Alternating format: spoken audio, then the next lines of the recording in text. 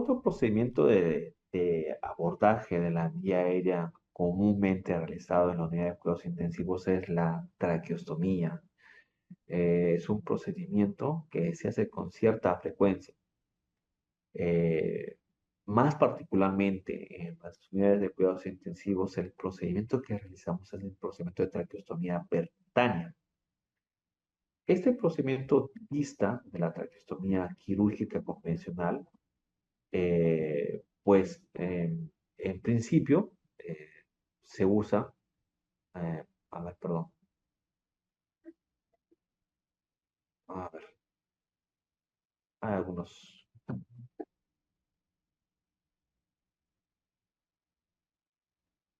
errores en las diapositivas. Bueno, este procedimiento dista de la traqueostomía quirúrgica, puesto que para este procedimiento nosotros vamos a usar unos dispositivos eh, de abordaje de la vía aérea mediante la técnica de Sellinger, que es la técnica de canulación de una vía mediante una aguja y una guía metálica.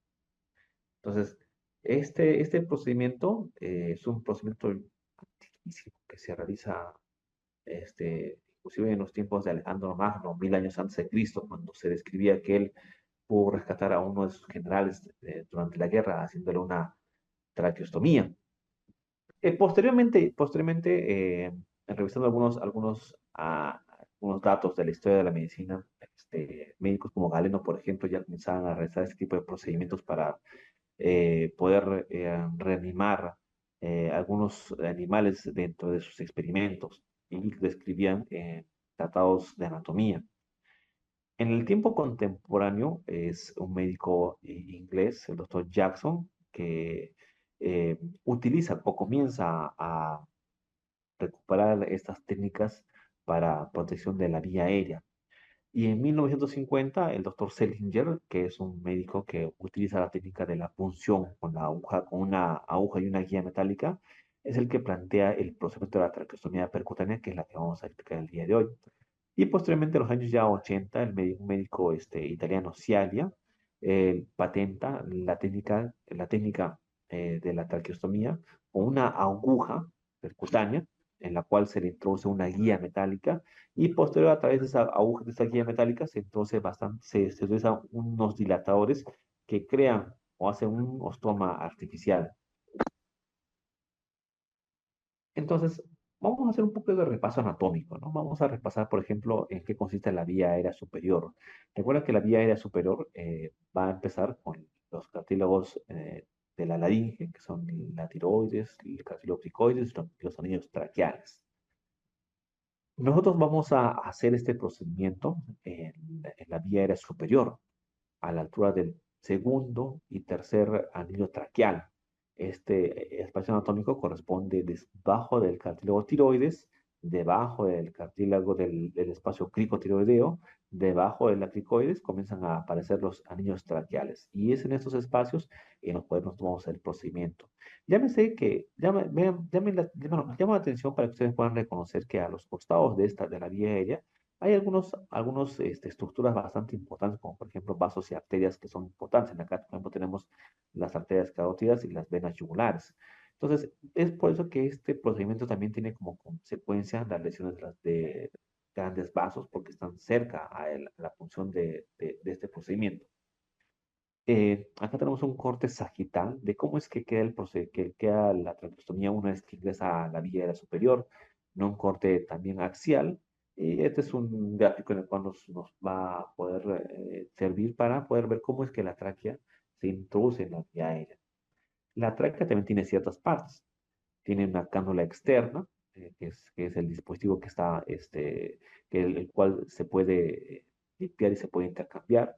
Una cánula interna, que puede ser fenestrada o puede ser no fenestrada. Estos orificios nos sirven como orificios donde pasa el aire y el paciente, si es que recupera un estado de conciencia adecuado, está rehabilitado, puede el paciente en un futuro lograr algún nivel de formación.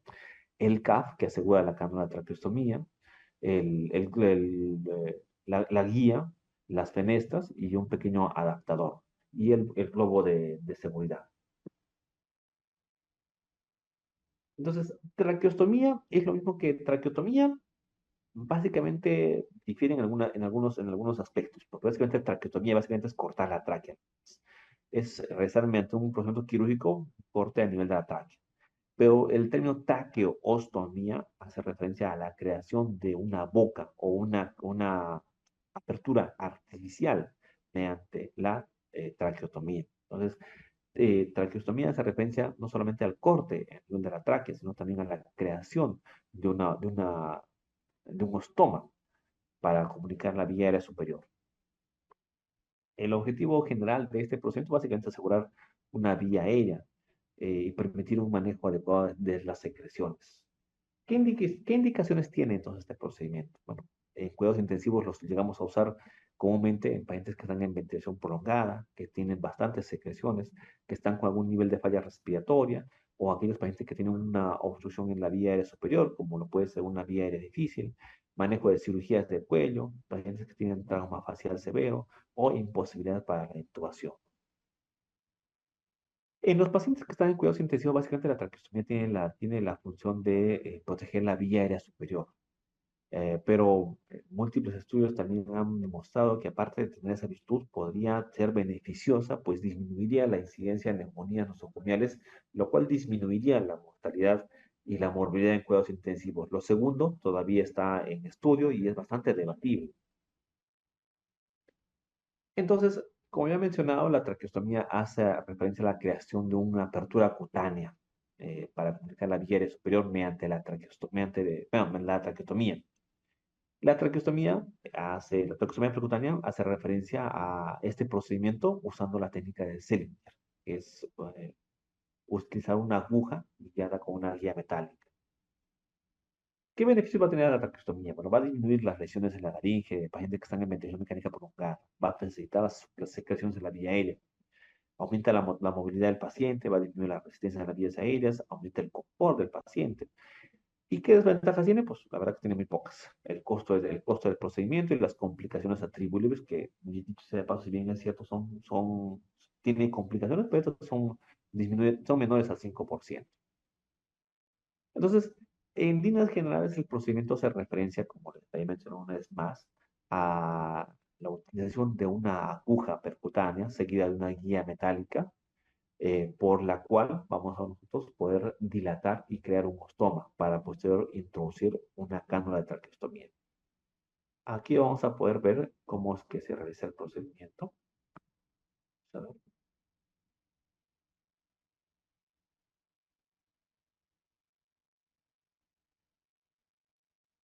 Entonces, tenemos una cánula de traqueostomía con su balón de insuflación, la cánula, la camiseta externa, el dilatador, que previamente debe ser eh, fluidificado, la guía metálica, la guía de goma, la jeringa con la aguja metálica, la aguja va a ser introducida a nivel del primer y el segundo anillo traqueal.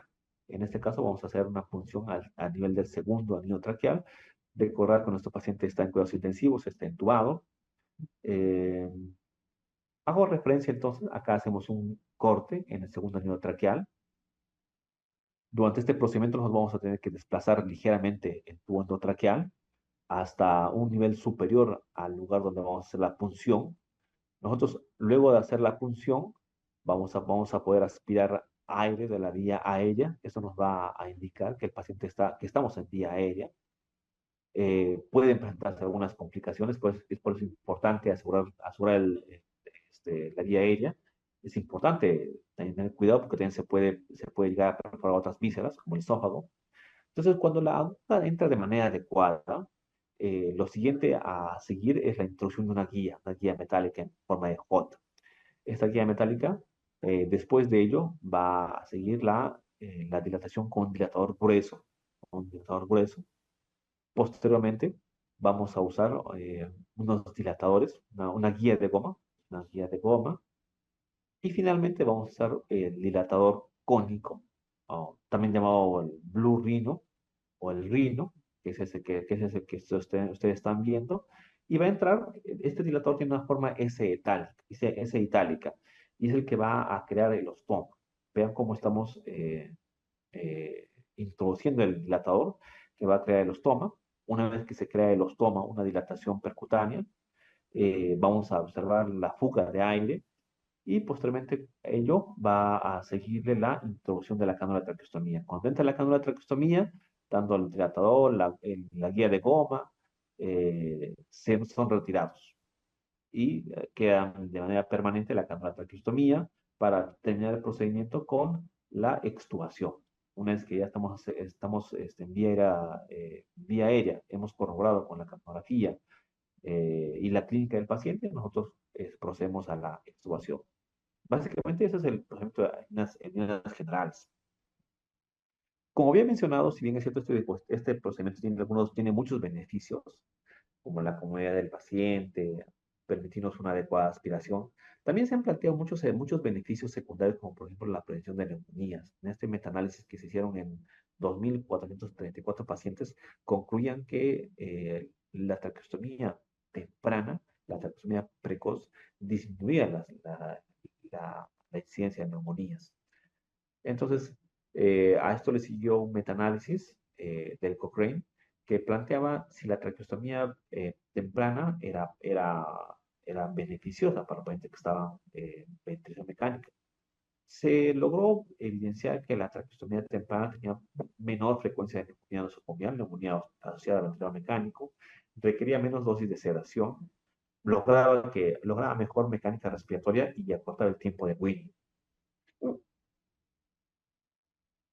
Estos resultados también se extrapolaron a pacientes a población neurocrítica, en los cuales se puede ver una performance inclusive mucho mejor, pues en ellos mejora el tiempo del destete, disminuye el uso de la sedación y también previene la neumonía. Entonces, la traqueostomía, ¿en qué momento es idealmente hacerlo? No hay un momento exacto.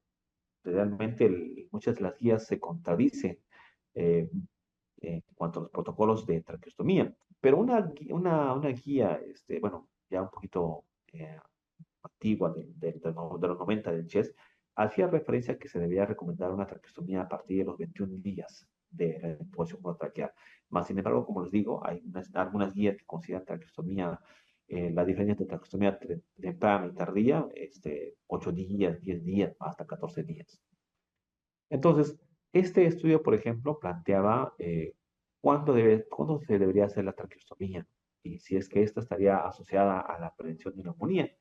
En este estudio se considera una traqueostomía tardía más de 14 días y una traqueostomía temprana menos de 7 días. En este estudio se pudo ver que una traqueostomía precoz disminuía la incidencia de mortalidad y disminuía el tiempo de destete.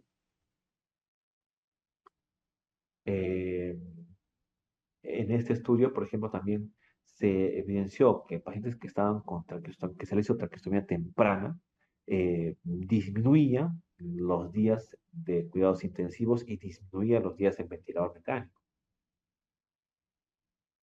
Y la traqueostomía temprana, pues, logró mostrar que la mortalidad disminuía en comparación a los pacientes que tenían traqueostomía tardía. Si bien es cierto, múltiples estudios han podido evidenciar los beneficios de la traqueostomía, eh, aún todavía no hay una guía que pueda consensuar estos conceptos porque, como había mencionado previamente, muchos de los trabajos manejan parámetros distintos. Para algunos estudios, la traqueostomía temprana es menos de 5 días, menos de 10 días. Para otros estudios puede incluso ser hasta 14 días. Lo cierto es que la evidencia hasta el momento ha demostrado que la traqueostomía es beneficiosa en los pacientes que están en ventilación mecánica prolongada. Entonces, ¿se debe realizar traqueostomía percutánea o quirúrgica? ¿Hacerlo en la sala de cuidados intensivos o hacerlo en la sala quirúrgica? La evidencia menciona que no hay ninguna una diferencia entre traqueostomía percutánea en UCI y traqueostomía quirúrgica. Y lejos de ello, menciona que inclusive los pacientes que se hacen traqueostomía en cuidados intensivos tienen menos tasas de infección asociadas a mortalidad, asociadas a infecciones del sitio operatorio. Por ahora la evidencia no es muy concluyente su indicación de neumonías asociadas a ventilador mecánico, neumonías asociadas a ventilador mecánico, más sí es contundente asociada a los beneficios de confort del paciente y para las secreciones. Si bien este procedimiento tiene muchos beneficios, también tiene complicaciones como por ejemplo, las hemorragias, lesiones de las estructuras cartilaginosas, lesiones en la vía aérea. Algunas complicaciones intermedias también pueden ser, por ejemplo, la presencia de hemorragias, desplazamiento del tubo, bloqueo nervioso, enfisemas subcutáneos, neumotórax o infección de sitio operatorio. Ya algunas complicaciones tardías nos hablan de la estenosis traqueal, presencia de granulomas, escaras en el lugar de los tomas. Una vez que nosotros hemos hecho nuestra traqueostomía, hay algunos aspectos que tenemos que evaluar. Y uno de ellos, por ejemplo, es la evaluación de las constantes vitales de nuestro paciente para saber si es que el paciente está tolerando el dispositivo de traqueostomía. Es importante evaluar la posición del paciente que esté a 40, 50 grados. Es importante que nosotros debemos administrar oxígeno humidificado a través de la cánula de traqueostomía. Debemos evitar el desplazamiento de la traqueostomía, pues esto puede provocar lesiones tanto en el ostoma como en la vía aérea. Siempre usar un manómetro para poder hacer una adecuada medición del manguito, manguito del CAF.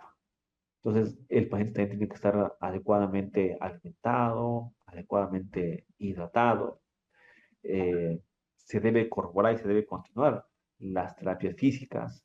Se debe dar una asistencia psicológica al paciente, a asegurar una adecuada humidificación, una correcta fijación de la cánula de traqueostomía y se debe continuar con los procedimientos de terapia física.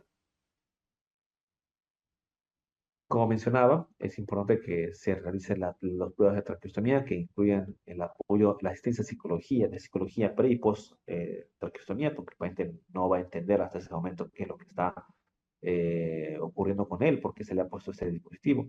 Se debe asegurar una correcta fijación eh, a nivel del cuello, se debe manejar una adecuada humidificación del aire que se está administrando al paciente, se debe colaborar con la terapia física, prevenir las infecciones intrahospitalarias y un pronto protocolo de decanulación en aquellos pacientes que recuperen el reflejo toxígeno en los secuelas conductorios. Es importante que nosotros tengamos en cuenta los protocolos de bioseguridad, ya sea con sistemas de expedición abiertos o sistemas de expedición cerrados. Es importante que nosotros manejemos nuestros protocolos de bioseguridad con un adecuado eh, uniforme y medidas de bioseguridad con guantes estériles, mascarillas N95, gafas impermeables. eh, También es necesario tener a la mano dispositivos de oxigenación, por ejemplo, la máscara de AMBU, los sistemas de aspiración, los sistemas de oxígeno tienen que estar con un sistema de humidificación. Entonces, la traqueostomía es un procedimiento que salva vidas, es un procedimiento que ha demostrado disminuir la mortalidad. Es primordial hacer una traqueostomía temprana, al menos así nos lo indica la evidencia. Es importante conocer la distribución anatómica y las bases fisiológicas para prevenir algunas complicaciones durante el procedimiento. El conocimiento acerca del manejo y el cuidado de la traqueostomía implica también un impacto en el paciente y en su estado general.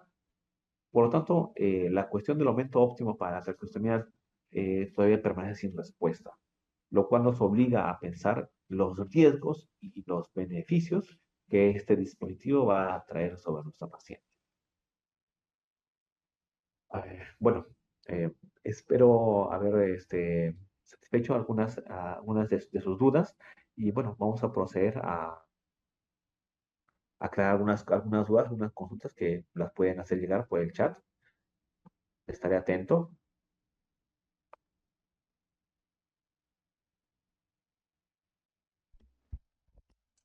Bien, entonces vamos a ver si hay consultas. Por favor, pueden activar su micrófono también.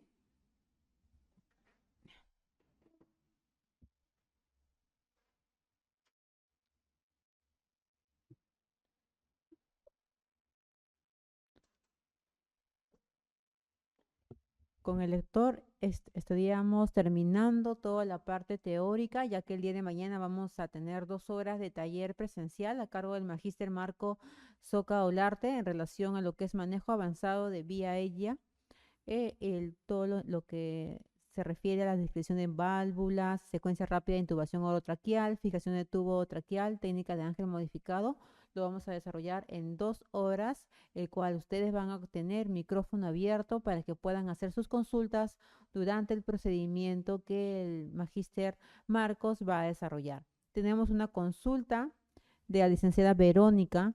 ¿Cuánto tiempo puede estar un paciente con traqueostomía? Va a depender del estado, en el estado de salud en el cual el paciente se encuentra. La traqueostomía va a ser un dispositivo que puede estar en un paciente en un tiempo determinado, siempre y cuando el paciente pueda recuperar reflejos de protección de la vía aérea. Recuerden que este dispositivo, uno de los objetivos es proteger la vía aérea.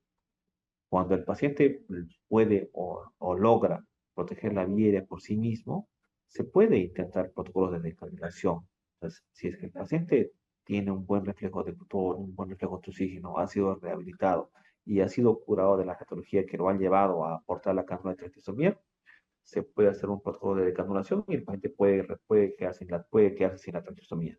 Pero si es que el paciente no logra tener reflejos de protección de vía aérea, el paciente debe continuar con la cánula de traqueostomía el tiempo que sea necesario, con ciertos protocolos de cuidado de traqueostomía. En algún momento tal vez se tendría que plantear el cambio de la traqueostomía o la limpieza de la camiseta interna, algunos protocolos que básicamente incluyen cuidados de la traqueostomía. Pero todo eso, como estaba respondiéndole, dependerá del estado del paciente. Si el paciente no recupera reflejos de tu oxígeno, reflejos de tu el paciente debe continuar.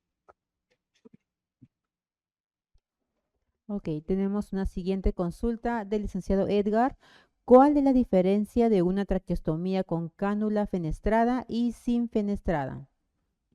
Las fenestras son unos agujeritos que tiene la cánula de traqueostomía en su cánula interna.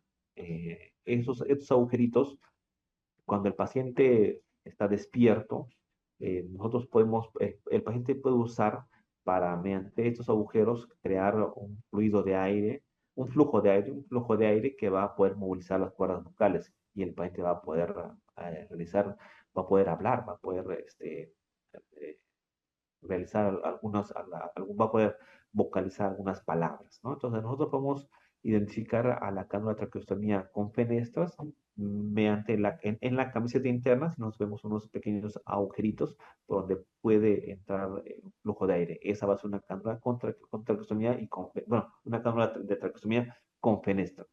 Las que no tienen estos espacios o estos agujeritos son las no fenestradas. Es aquella en las cuales nosotros preveemos o vemos que nuestro paciente no va a poder este, este, realizar algún tipo de fonación o no va a poder realizar algún tipo de, de mecánica fonatoria. Entonces, el paciente puede estar con una cánula sin fenestra.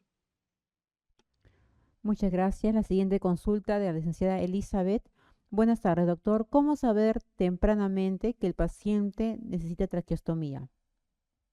Como estaba mencionando en mis conclusiones, hasta a día de hoy no hay una guía o una evidencia científica suficiente que nos eh, guíe acerca de cuándo es una traqueostomía temprana y cuándo es una traqueostomía tardía.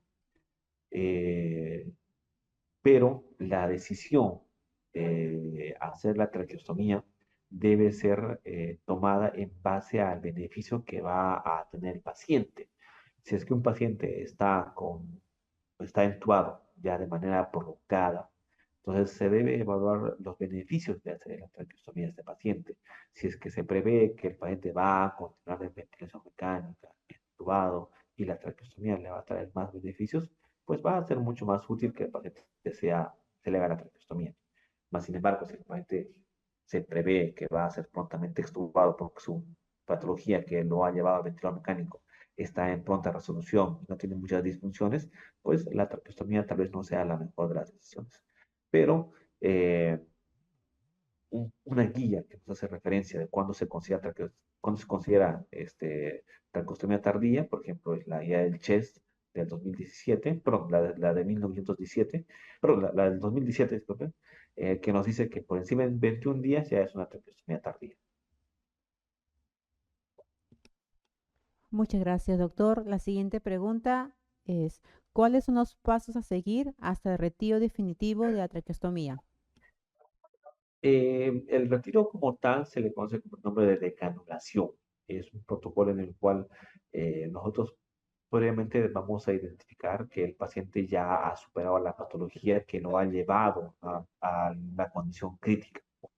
Una vez que el paciente haya superado esta condición, no esté con soporte ventilatorio, debe tener reflejos de protección de vía aérea, reflejo de oxígeno y reflejo de puntorio. Posterior a ello, se empieza desinflando el CAP y ocluyendo el ostoma para que el paciente pueda respirar por la vía aérea superior.